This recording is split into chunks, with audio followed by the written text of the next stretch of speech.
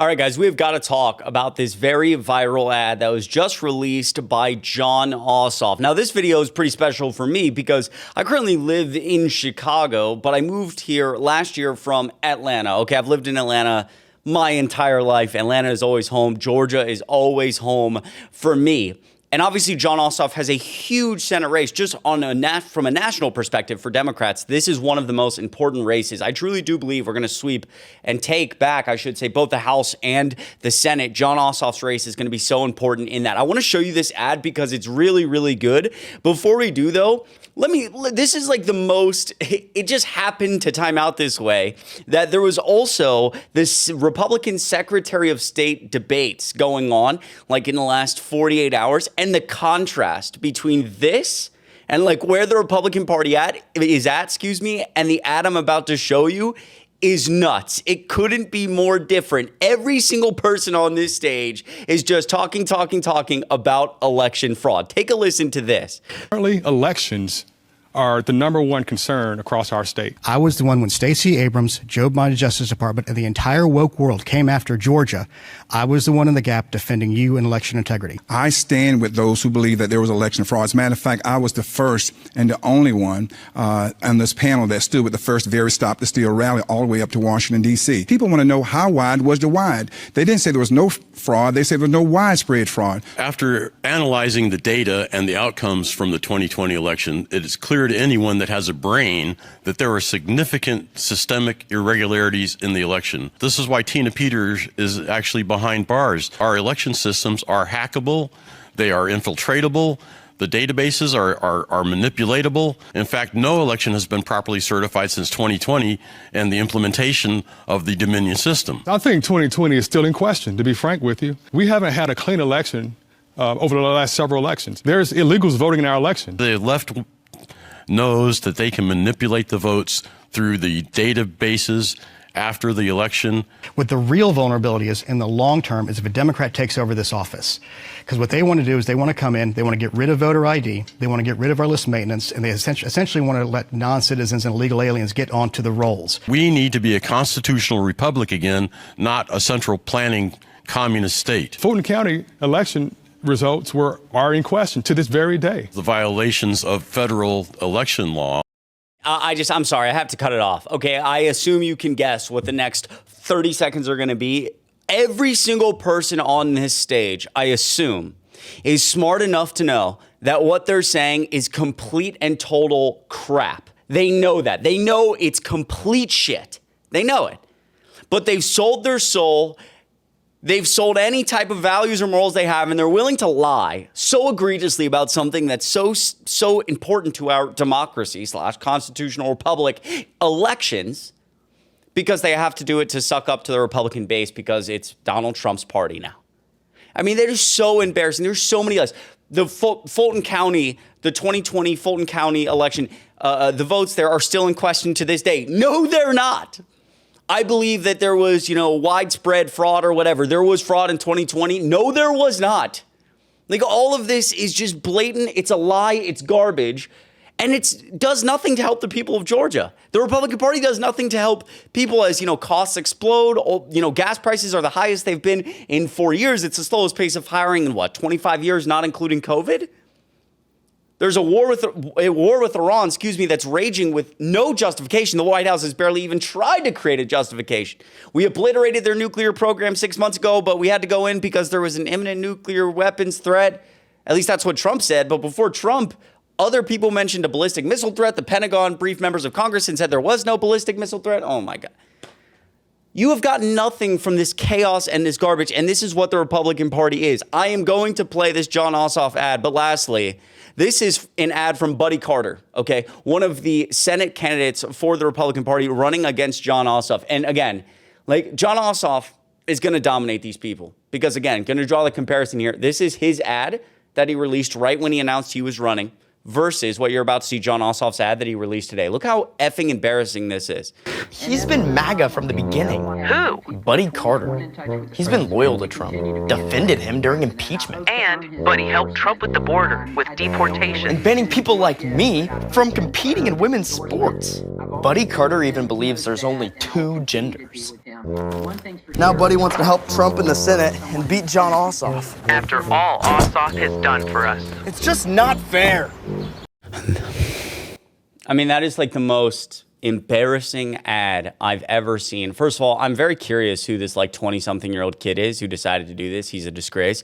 But also like the first 10 seconds, like it's like so embarrassing.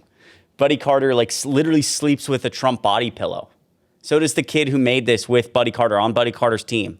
Like the first 5 seconds are, I'm loyal, because that's what it's about now. I'm loyal to Donald Trump. He helped Donald Trump. He fights with Donald Trump. Just remember that. Buddy Carter isn't even a real man. He doesn't stand for anything, actually. It's just like he will do whatever Trump says. Such a disgrace. So compare that and that messaging for Georgians to this beautiful ad that was released today by Jon Ossoff. Let's take a listen. We're told a story. Work hard, play by the rules, and you'll thrive. No matter who you are or where you start, the grind will pay off. But for too many, this story just isn't true.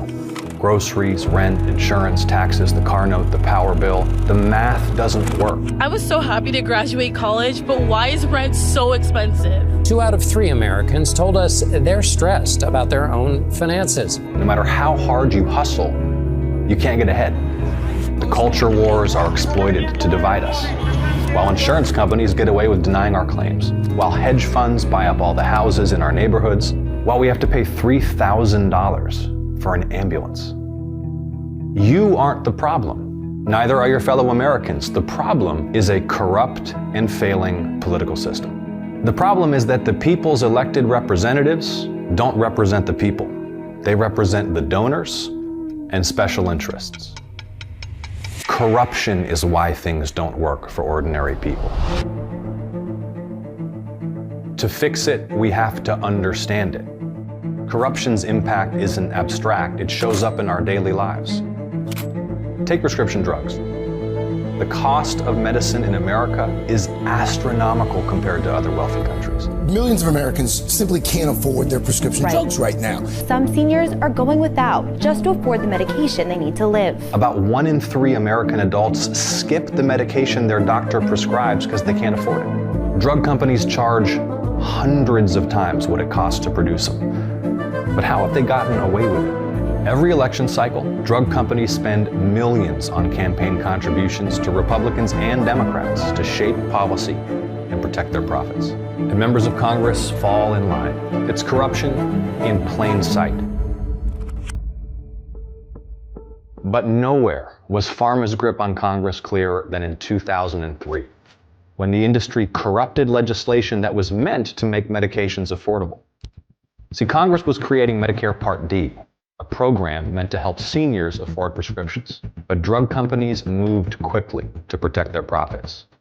The industry mobilized an army of lobbyists to secure a key provision in the bill that prevented the federal government from using Medicare's bargaining power to negotiate lower prices. Other wealthy countries, they negotiate to get a better deal for their citizens. Our Congress banned that. And the result was predictable. American seniors ended up paying more than patients almost anywhere else. But the congressman who led the charge to protect Big Pharma, Billy Townsend, he left Congress right after the bill passed to run one of the pharmaceutical industry's biggest lobbying powerhouses, earning more than $2 million a year. This doesn't look good. But that's this bill through that gets that produces a windfall for the drug companies, and then you go to work for the drug lobby at a salary of $2 million. If that looks bad, you have at it. That's the truth. This is how the system has worked for a long time. But it doesn't have to, and it doesn't always. Tonight, for the first time, Medicare will finally negotiate with the drug companies to lower the prices. In 2022, I helped pass a bill that finally started to break pharma's grip on Congress. Georgia seniors' out-of-pocket prescription costs are now capped at $2,000 per year. And the law also puts a $35 monthly cap on insulin costs for those with Medicare. That doesn't mean the problem is solved, but it's proof the system can be changed when there's the will to do it. This fight isn't just about politics. It isn't just about one man or one party. It's about power. Who has it and who our system serves. If we can break the grip of corruption, our politics can meet the people's needs instead of serving the wealthy and powerful. That's a fight we have to win. Wow. I mean, what a beautiful ad from Jon Ossoff and Jon Ossoff's team. So again, I will ask the question, what is going to resonate with Americans overall? Because Democrats need to look at messaging like this on a national stage and take notes from it because it's very good, okay? But let's zoom into Georgia for a second and generally nationally, what is going to resonate with voters? This 4-minute and 20-second ad from Jon Ossoff about how corruption is hurting them and we need to like go after the rich and pharmaceutical companies so they can afford things, or the 2020 election was stolen / this Buddy Carter ad saying, I love Donald Trump. I sleep with a Donald Trump body pillow with some person in a dress making fun of the LGBTQ plus community. What's going to resonate with people? What matters most? Shout out to Jon Ossoff, man. I'm excited for this race. He's going to crush. Let me know what you think of all this in the comments down below. I appreciate you a lot. Make sure you like and subscribe on this video. Helps me out a lot. And I will see you in the next one.